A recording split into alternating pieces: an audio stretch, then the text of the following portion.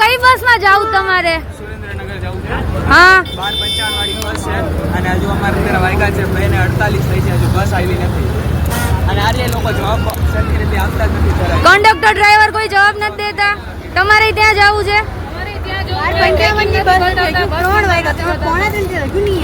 સામે પેલું help desk છે, ત્યાં કોઈ હેલ્પ કરવા માટે બેઠું નથી. પૂછી તો જવાબ દેવાય બેઠું નથી. બાવા લાગી ગયા છે ઓફિસની અંદર, કોઈ બેઠું નથી.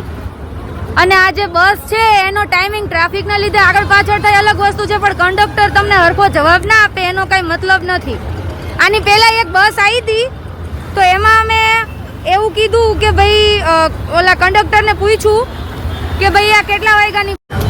અત્યારે 3:38 થઈ છે. મેં મારામાંથી 15 ફોન કર્યા, 16મો ફોન એ લોકોએ ઉપાડ્યો અને અત્યારે મને એમને એવું કીધું કે બસ ડેપોમાંથી નીકળી છે, બસમાં પંચર હતું. એટલે મેં કીધું કે પંચર હતું તો 2-3 કલાક લેટ થાય બસ. એટલે એમને એમ કીધું કે તમે સુરેન્દ્રનગર ફોન કરીને કહો. તો હવે અમદાવાદથી એમ બસ બુક કરાવી હોય તો અમારે અહીંયા કમ્પ્લેન કરવાની હોય કે અહીંયા કરવાની હોય? અને મારી યારે જેટલા છે ને બધા 10-10, 15-15 ફોન કરે છે, કોઈના ફોન ઉપાડતા નથી. અને મેં એમ કીધું કે બસ નીકળી ગઈ હોય વર્કશોપમાંથી તો મને બસની નંબર પ્લેટ હોય એ મને આપો તો અમને ખબર પડે. તેમણે મને કાંઈ જવાબ જ ન દીધો અને આ લોકો ફોન નથી ઉપાડતા. વાત કરવાની તો 1% સેન્સ નથી આ લોકો.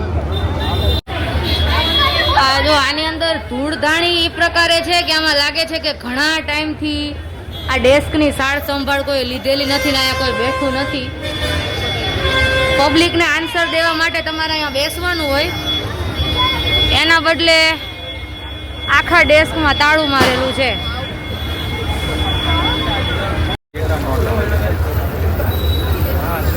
અત્યારે આવી અત્યારે 4:41 થઈ, ઓલમોસ્ટ 5 કલાક થયા. અત્યારે બસ આવી.